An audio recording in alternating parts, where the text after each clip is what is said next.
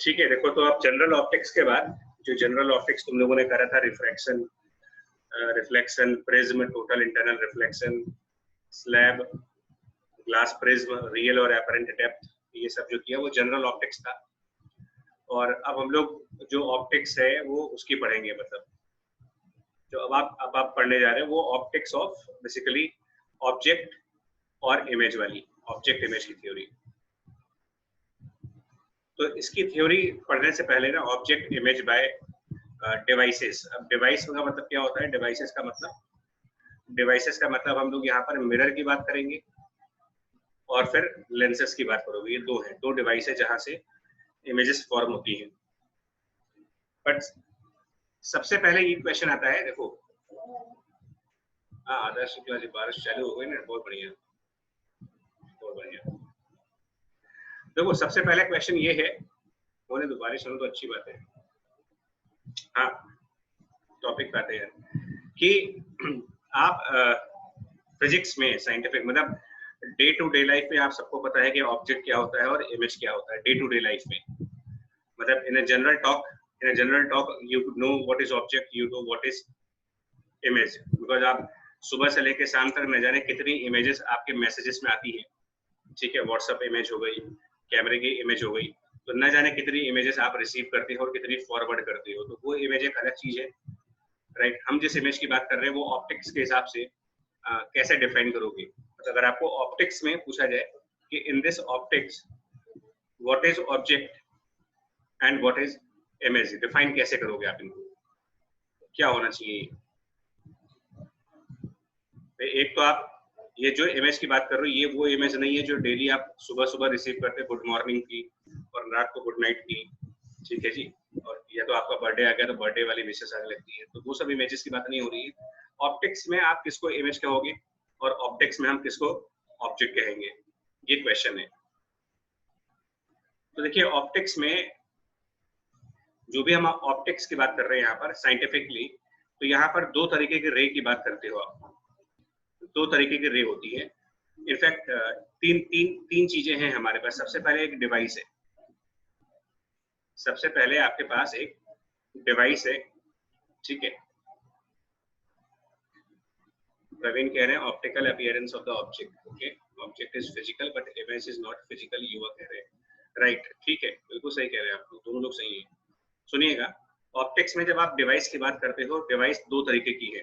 ठीक है, one is mirror, other one lens. Mirror के अंदर हम लोग लाइट का रिफ्लेक्शन प्रॉपर्टी यूज करते हैं और लेंस के अंदर लाइट का रिफ्रैक्शन प्रॉपर्टी यूज करते हो। एक में रिफ्लेक्शन, एक में रिफ्रैक्शन। इन सारी डिवाइसेस पर ये जो डिवाइस है इनको आप एक मशीन की तरह मानो। तो जब भी कोई एक मशीनरी होती है तो मशीनरी में क्या होता है कि आप उसके अंदर कुछ इनपुट डालते हो, आप मशीनरी में कुछ इनपुट डालते हो और जैसी वो मशीन होगी उसके हिसाब से उस मशीन का कुछ ना कुछ आउटपुट आएगा। Every machine has input and output. तो हम अपने मशीन की जगह पर मान लो एक मिरर कह रहे हैं, मिरर, तो इनपुट की जगह पर हम कहेंगे उसके अंदर हमने क्या डाला, इंसिडेंट रे डाली, कोई इंसिडेंट रे होगी, बंडल ऑफ रेस, और मिरर के बाद वो रे अपना आउटपुट देगी यानी कि रिफ्लेक्टेड रे। उसके बाद रे जो होगी वो रिफ्लेक्ट होकर के वापस आएगी, तो आप कह सकते हो कि यहाँ पर रिफ्लेक्टेड रे होगी। और ऐसे ही लेंसेस में, तो मैं क्या कहना चाह रहा आपसे कि मैं एक कह रहा हूँ यहाँ पर इंसिडेंट रे मान लो, तो incident ray, then we have a device and then we have a term which I call processed ray. processed ray का क्या मतलब होता है? जो डिवाइस होती है वो प्रोसेसर ही तो है, डिवाइस प्रोसेस करेगा ना। कैसा प्रोसेस? या तो वो प्रोसेस ऑफ रिफ्लेक्शन होगा या फिर ये प्रोसेस ऑफ रिफ्रैक्शन होगा, बट कोई ना कोई एक प्रोसेस होगी वहां पर। ठीक है, या तो वो रिफ्लेक्शन की प्रोसेस होगी या रिफ्रैक्शन की प्रोसेस होगी, या कभी कभी आप देखोगे दोनों प्रोसेस हो जाएंगी। तो ये एक कंप्लीट प्रोसेस है, ऑप्टिकल प्रोसेस, और उसके बाद जो रे निकल के आएगी वो प्रोसेस रे होगी। तो प्रोसेस रे का मतलब होता है या तो ये रिफ्लेक्टेड रे होगी या फिर वो रिफ्रैक्टेड रे होगी, वो डिपेंड करता है। मिरर है तो रिफ्लेक्टेड और लेंस है तो रिफ्रैक्टेड है। तीन तरीके की रे होती हैं। तो जो भी आपका इंसिडेंट रे है, इंसिडेंट रे, इनका जो भी पॉइंट ऑफ, देखो मैं आपको डायग्राम के थ्रू समझा दूं पहले,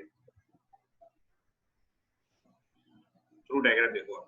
मान लो आपके पास कोई स्फेरिकल मिरर है ना, आप यहाँ पर एक स्फेरिकल मिरर मानते हो। तो इस स्फेरिकल मिरर के साथ क्या होता है कि अगर आप यहाँ से रे भेजो, ठीक है ना, इस पर एक रे इस साइड से भेजो, ठीक है, और एक रे दूसरे साइड से भेजो आप, मतलब दोनों तरफ से रे भेजो इस पे आप।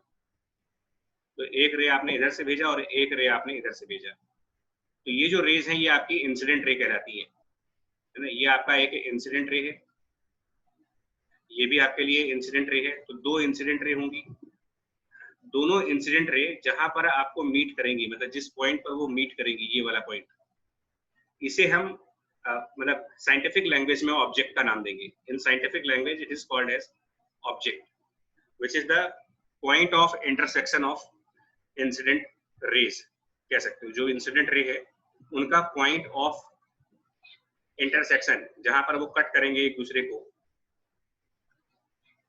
ठीक है, वो चीज कहलाएगी आपके लिए point of intersection. Incident ray का जो पॉइंट ऑफ इंटरसेक्शन है उसको हम अपने न्यूमेरिकल पॉइंट ऑफ व्यू से, साइंस के पॉइंट ऑफ व्यू से और फिजिक्स के, मतलब टेक्निकली उसको आप ऑब्जेक्ट का नाम दोगे।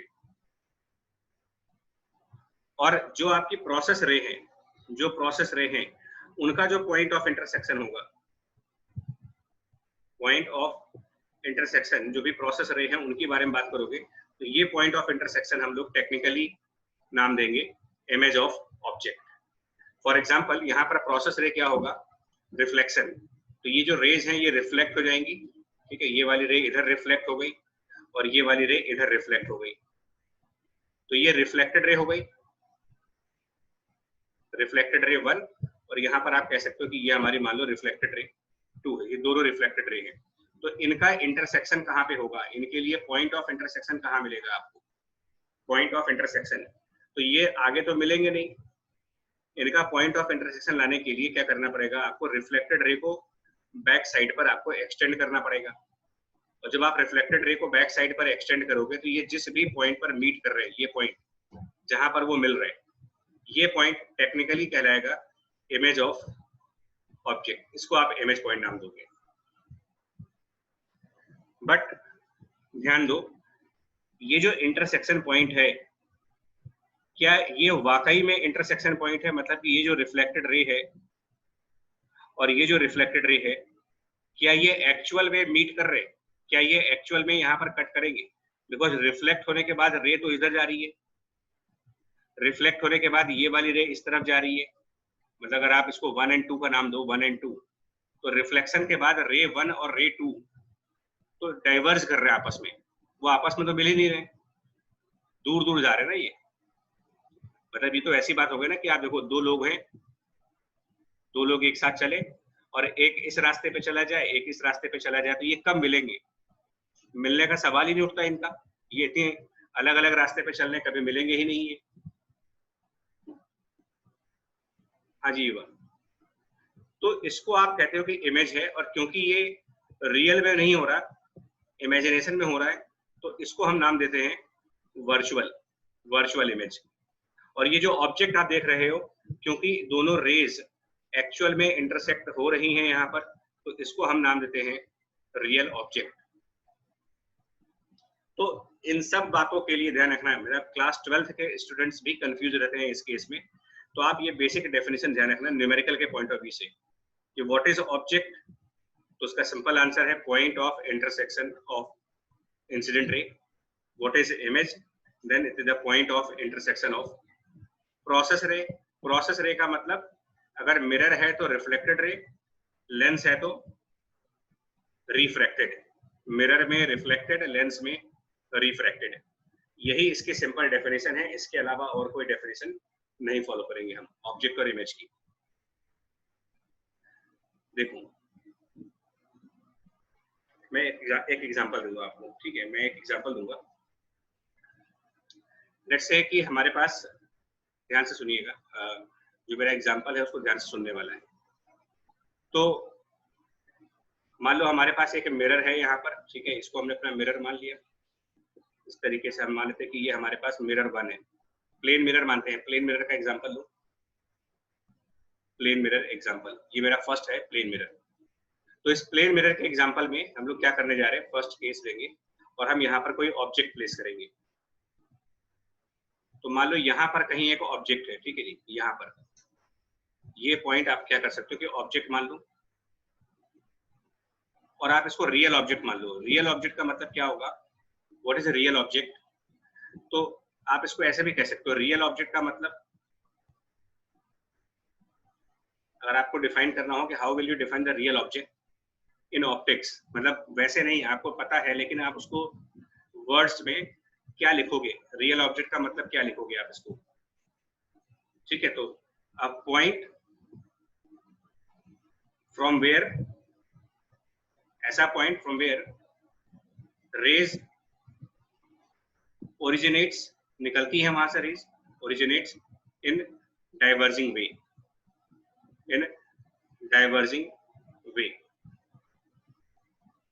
ठीक है। जैसे कि अगर हम लोग वैसे बात करें, मान लो बल्ब है, तो अगर हमने कोई बल्ब चूज किया तो बल्ब से रेज बाहर आती है ना, बल्ब की जो ब्राइटनेस है उस बल्ब से रे इधर की तरफ भी आएगी, रे इधर की तरफ भी आएगी, रे इधर की तरफ भी आएगी, रे इधर की तरफ भी आएगी।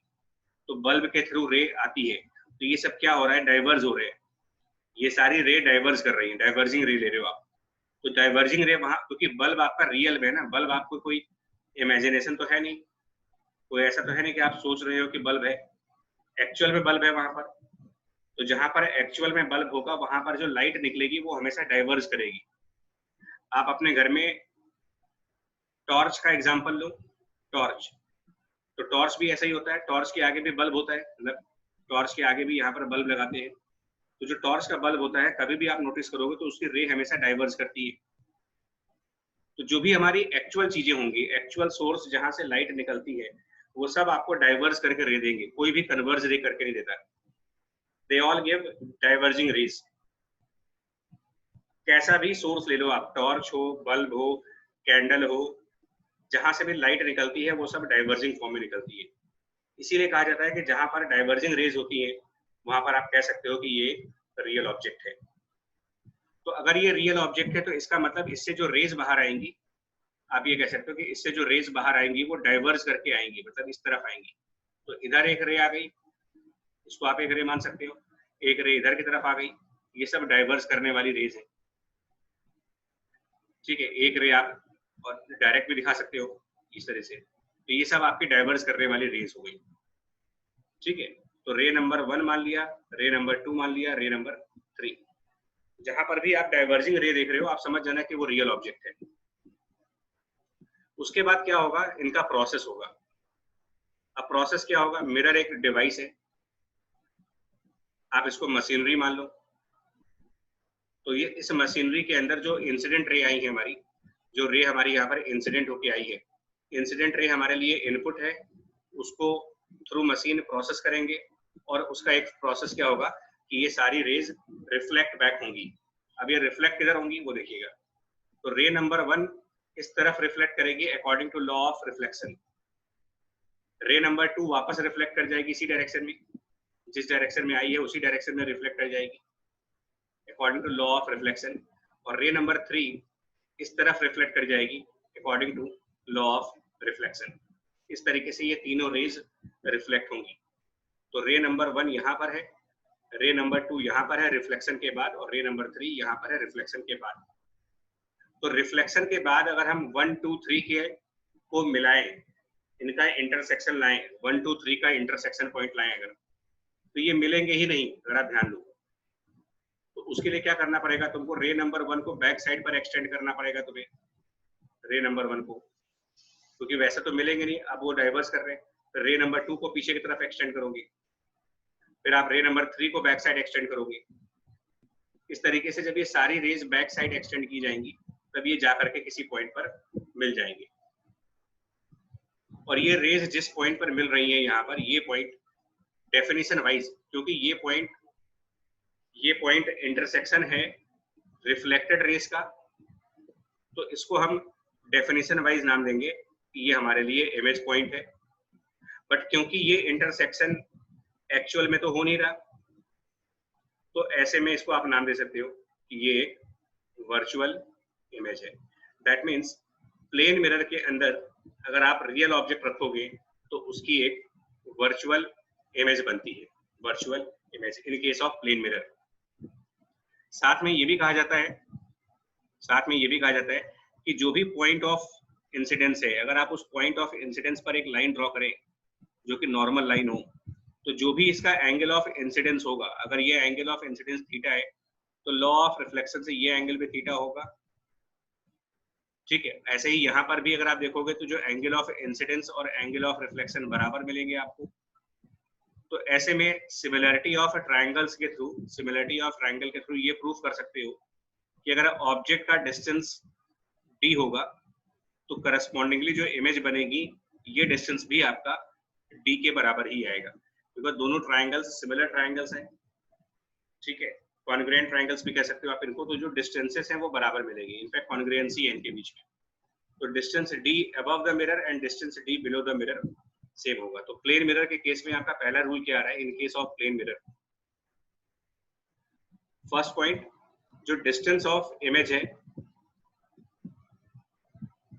That is equal to distance of object. कहां से? ये सब कुछ आप मिरर से काउंट करेंगे। और सेकंड पॉइंट, रियल ऑब्जेक्ट जहां पर भी होगा, अगर आप कहते हो कि रियल ऑब्जेक्ट है तो उस रियल ऑब्जेक्ट के करस्पॉन्डिंग इमेज जो बनेगी वो हमेशा वर्चुअल बनेगी, वर्चुअल इमेज। ठीक है, कैसे बनेगा वो मैंने आपको दिखाया है कि इस तरीके से इमेजेस बनती हैं प्लेन मिरर में। प्लेन मिरर की इमेजेस ऐसे बनेंगी। ठीक है, अभी आप इसको ध्यान से सुनना, मैं इस स्टेटमेंट पे आने वाला हूँ, स्टेटमेंट नंबर 1 पे। Distance of image should be equal to the distance of object. इस स्टेटमेंट को ध्यान से देखते हैं। मान ले कि जो प्लेन मिरर है वो कुछ ऐसे रखा है आपने स्ट्रेट वर्टिकली। ठीक है जी, वर्टिकल प्लेन मिरर मान लेते हैं और इस तरीके से इसकी बैक साइड पर पॉलिशिंग है, ऐसे मान लो। और इस प्लेन मिरर पे हमने कोई एक ऑब्जेक्ट रखा, मान लो एक ऑब्जेक्ट हमने रखा, वो ऑब्जेक्ट कुछ इस तरीके से है, ऐसे तिरछा ऑब्जेक्ट है ऐसे। या फिर एक काम करो, ठीक है, आपको समझ में आ रहा है कि ये तिरछा ऑब्जेक्ट रखेंगे यहाँ पर। ठीक है, तिरछा ऑब्जेक्ट कैसे रखेंगे?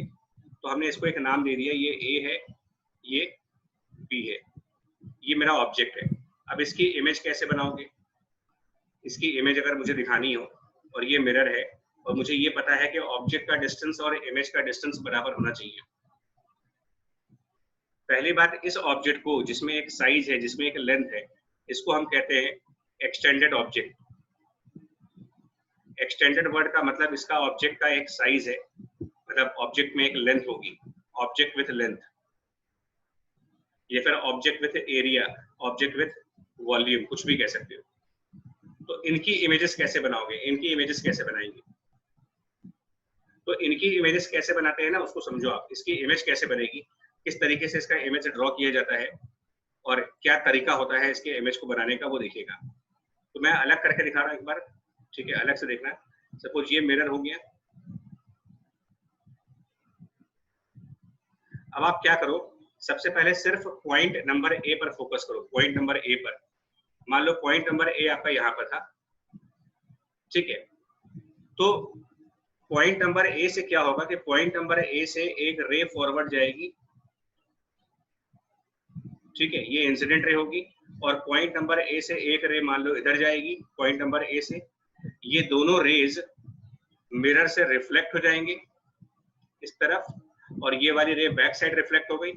इन दोनों रिफ्लेक्टेड रे को बैक तरफ एक्सटेंड करोगे इस तरफ मिरर के बिहाइंड जा करके, और जहां पर वो कट करेंगे ये यहाँ पर इमेज बन जाएगी किसकी? पॉइंट नंबर ए की। फिर आप क्या करोगे, पॉइंट नंबर बी की बात करोगे, तो पॉइंट नंबर बी यहाँ पर है। अब क्या होगा, पॉइंट नंबर बी से भी रे जाएगी, पॉइंट नंबर बी से कुछ इधर की तरफ रे गई, ये रेज भी लॉ ऑफ रिफ्लेक्शन के हिसाब से रिफ्लेक्ट हो गई, तो पॉइंट नंबर बी की रे इधर रिफ्लेक्ट हो गई और ये रे इधर रिफ्लेक्ट हो गई। तो ये जो रेज रिफ्लेक्ट हो रही हैं एक पॉइंट ए से दूसरा पॉइंट बी से, इनको एक्सटेंड करेंगे, ये बैक साइड पर मिलेंगे जाकर के कहीं आपको, ठीक है। ये रेज हमारी बैक साइड पर आ जाएंगी कहीं, तो ये रेज बैक साइड पे जहां भी आपको मिलेंगे ये आपकी बन जाएगी image of point number B. ऐसे ही बीच में जितने भी पॉइंट्स होंगे उनकी आप इमेजेस दिखा सकते हो। फॉर एग्जांपल अगर आप इसके बीच में कोई पॉइंट नंबर सी मानते हो तो पॉइंट नंबर सी यहाँ कहीं पर होगा, उसकी इमेज दिखाओगे। तो ऐसे पॉइंट नंबर सी की इमेज यहाँ कहीं पर बनेगी। कहने का मतलब क्या है कि ऑब्जेक्ट के हर पॉइंट की सेपरेटली एक इमेज बनती है, ऑब्जेक्ट के हर पॉइंट की सेपरेट इमेज बनती है, और फिर जब इन सारे पॉइंट्स को आप कनेक्ट कर देते हो, इन सारे पॉइंट्स को मिला देते हो, तो ये उस पूरे ऑब्जेक्ट की इमेज कहलाती है, that is image of the complete object. ठीक है, इसको मैं फ्री हैंड ड्रॉ कर रहा हूँ, फ्री हैंड, तो स्ट्रेट लाइन तो नहीं बनेगा बट ठीक है, फ्री हैंड ड्राइंग है। तो आप ये कह सकते हो कि जो ऑब्जेक्ट है उसकी एक इमेज बन गई, यानी कि अगर हम इसको ओरिजिनल डायग्राम में दिखाएं, ओरिजिनल डायग्राम में, तो ये कुछ ऐसा होगा, इस ऑब्जेक्ट की इमेज ऐसे बनेगी। ओरिजिनल डायग्राम के साथ जाओगे तो इस ऑब्जेक्ट की इमेज ऐसे बन जाएगी। ठीक है जी, इस तरीके से। बट ये कैसे बनेगा ध्यान देना आपका, ए और बी। तो जितना डिस्टेंस बी पॉइंट का है, मतलब अगर बी पॉइंट का डिस्टेंस अगर आप D2 मानते हो तो उसकी इमेज भी मिरर से D2 डिस्टेंस पे बनेगी, और अगर आप ए पॉइंट की डिस्टेंस को D1 कहोगे तो उसकी जो इमेज बनेगी वो भी D1 पे होगी। अगर मैं पॉइंट सी के डिस्टेंस को यहाँ पर D3 कहता हूँ तो उसकी जो इमेज बनेगी वो D3 डिस्टेंस पे होगी। इस तरीके से यही पिछले वाले स्टेटमेंट का मतलब है। जो स्टेटमेंट दिया गया था उसका मतलब यही है कि distance of image should be the distance of object. ये किसके रेफरेंस में बात की गई है?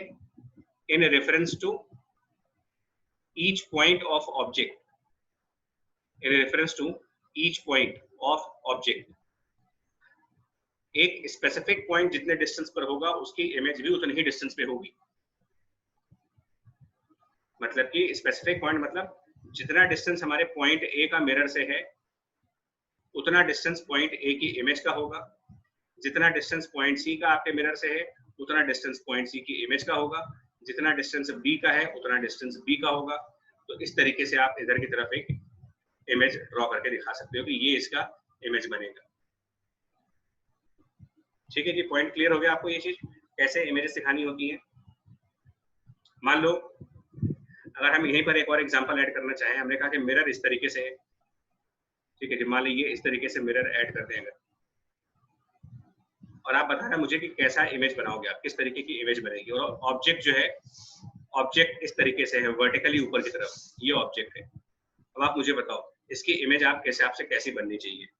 हालांकि डायग्राम आपके लिए बना पाना मुश्किल है, बट फिर भी अगर ये ए बी मेरा ऑब्जेक्ट है तो मैं इस मिरर में इसकी इमेज कैसे दिखाऊंगा, क्या तरीका होगा जिससे आप दिखा सकते हो कि इसकी इमेज कहाँ पर बनेगी। तो तरीका एक ही है, आप एक एक पॉइंट पकड़ लो। सबसे पहले पॉइंट बी, तो जो पॉइंट नंबर बी है इसका जितना ये डिस्टेंस है, जितना डिस्टेंस पॉइंट नंबर बी का देख रहे हो आप, उतना डिस्टेंस दूसरी तरफ आओ और आप यहाँ पे कह सकते हो कि ये इमेज ऑफ बी होगा। यहाँ पर इमेज ऑफ बी है। फिर पॉइंट नंबर ए पर आओ, जितना डिस्टेंस पॉइंट नंबर ए से बनेगा, पॉइंट नंबर ए का जो भी डिस्टेंस बनेगा उतना ही डिस्टेंस इधर की तरफ आगे बढ़ जाओ, सेम डिस्टेंस आगे आ जाओ, और यहाँ पर कह सकते हो कि ये इमेज ऑफ ए बन जाएगा। उसके बाद इन दोनों को कनेक्ट कर दो, ये उस पूरे ऑब्जेक्ट की इमेज हो गई, ए बी की इमेज ऐसे बन जाएगी। इस तरीके से आप, नहीं लविश हॉरिजॉन्टल नहीं बनेगा बच्चा, मे भी हॉरिजॉन्टल है, जरूरी नहीं, वो डिपेंड करता है कि मिरर है, मिरर कितने एंगल पर है, तो जरूरी नहीं कि ये हॉरिजॉन्टल हो, बट तरीका इसका ये रखना, जब भी आप इमेजेस दिखाओगे ना मिरर के थ्रू, जब भी इमेजेस दिखाओगे तो आप तरीका ये रखिएगा। ठीक है, नेक्स्ट पेज देखो, एक मिनट। अब आप ऐसे मानो, देखो मैं मिरर को थोड़ा सा फ्लैट करके दिखाऊंगा, मिरर को थोड़ा सा फ्लैट करके देखिएगा, मतलब कुछ ऐसा है। तो ये पूरा हमने एक सरफेस टाइप बना रखी है, ये सरफेस हमारे लिए मिरर है। ओके, ये सरफेस जो है ये मिरर है। तो इसके सामने अगर ऑब्जेक्ट है तो कैसा इमेज बनेगा, इसको आप मिरर मान लो। ठीक है, ये पूरा मिरर हो गया, ये पूरा मिरर है। इसके सामने मान लो कोई ऑब्जेक्ट है। ठीक है जी, इसके एग्जैक्टली सामने कोई ऑब्जेक्ट है। अब हम यहाँ पर इमेजेस कैसे दिखाएंगे, तो आप ध्यान देने वाली बात है। और जो ऑब्जेक्ट हम रखेंगे वो इसकी मतलब अगर आप डायमेंशंस का नाम दो तो डायमेंशंस का दे देगा ABCD, राइट। तो जो आप ऑब्जेक्ट यहाँ पर रखने जा रहे हो वो ऑब्जेक्ट कुछ इस तरीके से रखूंगा मैं, ऐसे ऐसे करके आप ऑब्जेक्ट रख रहे हो, ठीक है। यहाँ पर एरो बना है और ये आपका कोई पॉइंट P है, आई मीन ये जो है आपका पॉइंट P है और ये पॉइंट Q है। तो ये जो PQ ऑब्जेक्ट है it is parallel to line CD और लाइन AB, इनके पैरेलल है ये। तो इसकी इमेज कहाँ पर दिखाओगे, इसकी इमेज कैसे दिखाओगे, कहाँ पर बनेगी? तो ऑब्वियस सी बात है, देखो सेम प्रोसेस फॉलो करना है। पॉइंट P से आप मिरर के ऊपर परपेंडिकुलर ड्रॉप करो, पॉइंट P से मिरर पे परपेंडिकुलर, और उस परपेंडिकुलर को क्रॉस कर दे, उस परपेंडिकुलर को क्रॉस करके मिरर के दूसरे साइड पे चले जाओ, पॉइंट P से परपेंडिकुलर ड्रॉप करके। तो अगर इधर D डिस्टेंस है तो D डिस्टेंस मिरर के दूसरे साइड चले जाओ, यहाँ पर आप कह देना कि ये इमेज किसकी हो गई, इमेज ऑफ पॉइंट P हो गई। ऐसे ही पॉइंट Q से मिरर पे परपेंडिकुलर, उस परपेंडिकुलर को आगे एक्सटेंड करते चले जाओ, और जितना डिस्टेंस ये है D उतना डिस्टेंस उधर चले जाओ। तो यहाँ पर कह सकते हो कि यहाँ पर आकर के आपको इमेज ऑफ Q मिल जाएगी। और फिर जब इन दोनों को कनेक्ट कर दोगे, इन दोनों को आपस में मिला दोगे ऐसे, तो ये आप कह सकते हो कि उस ऑब्जेक्ट की एक इमेज बनेगी। कहने का मतलब है किसी भी ओरिएंटेशन में रखो ऑब्जेक्ट को, आप जैसे मर्जी रखो, आप प्रोसेस सबका एक ही होगा, तरीका सबको दिखाने का एक होगा। आप एक एक पॉइंट का इमेज ड्रॉ करना, डायरेक्ट पूरे ऑब्जेक्ट की इमेज दिखाते हैं, ऑब्जेक्ट के एक एक पॉइंट को अलग अलग करके आप उसकी इमेज दिखा सकते हो कि पॉइंट P की इमेज ऐसे बनेगी, पॉइंट Q की इमेज ऐसे बनेगी। सेपरेटली दिखाना होता है मुझे, इंडिविजुअली, ठीक है। और इसी प्रोसेस पर, ठीक है, ये प्रोसेस समझ में आ गया आपको, इस तरीके से देखना होगा। नेक्स्ट देखो, अब आप इसी प्रोसेस में मुझे ये बताना है कि अगर आपके पास मान लो मिरर है और आप उसके सामने खड़े हो, ठीक है, सपोज दैट कोई मिरर है और हम लोग उसके सामने अगर खड़े हैं, मिरर के बिल्कुल सामने, देखो किस तरीके से उसकी इमेज दिखाओगे बताना है आप। लेट्स से हम लोग यहाँ पर खड़े हैं, मतलब ये आप हो,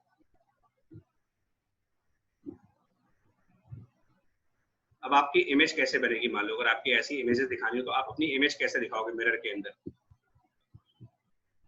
इस मिरर में अपनी इमेज दिखानी हो तो कैसे दिखाएंगे? आप ध्यान से सुनिएगा।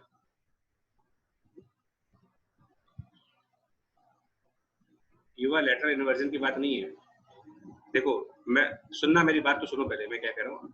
देखो अगर आप खड़े हो गए तो आपकी बॉडी का सबसे टॉप मोस्ट पॉइंट H, मतलब बॉडी का हेड पॉइंट, हेड, और सबसे बॉटम मोस्ट पॉइंट F दिखा दो आप, जो बॉडी का फुट पॉइंट है आपका। फुट पॉइंट और हेड पॉइंट ये दो हो गए, और यहाँ कहीं पर आपके लिए आईज होंगी। तो आप एक एक करके इमेज दिखाओ ना, एक एक करके।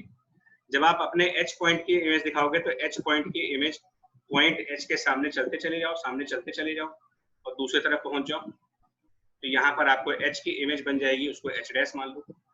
फुट पॉइंट से आगे आओ ऐसे, और यहाँ पर आगे जाओ, तो आप कह सकते हो कि ये फुट पॉइंट की इमेज है, F डैश की इमेज होगी। तो कुल मिलाकर के आपकी टोटल इमेज यहाँ पर बन जाएगी। जैसी आपकी शक्ल होगी वैसी शक्ल की इमेज आपकी दिख जाएगी यहाँ पर। बट ये हुआ कैसे? क्वेश्चन ये है ना कि ये हुआ कैसे? आपकी इमेज मिरर के पीछे तो बन गई, बट कैसे? प्रोसेस क्या रहा उसके इसमें? तो प्रोसेस ये रहा वहां पर। सबसे पहला प्रोसेस क्या रहा? आप ध्यान से देखना है इस चीज को। सबसे पहला प्रोसेस, आपके हेड पॉइंट से कोई रे, ठीक है जी, मैं फिर से दिखा रहा हूँ, देखो आपके हेड पॉइंट से कोई रे स्टार्ट होती है फ्रॉम द हेड पॉइंट, वो उस मिरर के ऊपर जाती है, स्ट्राइक करती है मिरर के ऊपर, और वहां से रिफ्लेक्ट करके आपके आईज में आती है। आपके हेड पॉइंट से रे गई और रिफ्लेक्ट करके आपके आई की तरफ आ गई, हेड टू आई, ठीक है ना, हेड टू आई। और हेड पॉइंट से दूसरी रे कौन सी होगी? ये तो एक रे दिखाई है मैंने, हेड पॉइंट की दूसरी रे बिल्कुल सीधे दिखाओ, स्ट्रेट, ये सेकंड रे है। जो सेकंड रे होती है ये वापस इसी डायरेक्शन में पलट के आएगी, रिफ्लेक्ट करके वापस पलट जाएगी सेम डायरेक्शन में, वापस इसी डायरेक्शन में पलट गई। तो अब आप डेफिनेशन के हिसाब से इंटरसेक्शन किस चीज का दिखा रहे हो? रिफ्लेक्ट होने के बाद वाली लाइट को देखो, रिफ्लेक्ट होने के बाद, तो रिफ्लेक्ट होने के बाद ये जो लाइट आ रही है, इसको ये जो लाइट है ये रिफ्लेक्शन के बाद की लाइट है, इसको एक्सटेंड करोगे पीछे, और रिफ्लेक्ट होने के बाद ये लाइट है इसको एक्सटेंड करोगे, तो इन दोनों को जब आप बैक साइड पर एक्सटेंड करते हो तो ये जा करके इधर की तरफ एच डैश पॉइंट पर मिल जाते हैं, इसीलिए आपकी हेड की इमेज एच डैश पॉइंट पर बन जाती है। मैं आपको एक और क्लियर डायग्राम दे रहा हूँ, ठीक है? फुट पॉइंट की इमेज देखो कैसे बनेगी, पैर की इमेज कैसे बनेगी। तो पैर वाली इमेज ऐसे होगी, यहां से फुट पॉइंट से अगर आप उसकी इमेज को दिखाना चाहते हो, देखो यहां से कोई रे मिरर की तरफ गई, ये आपको बेटर तरीके से समझ में आएगा, ध्यान देना।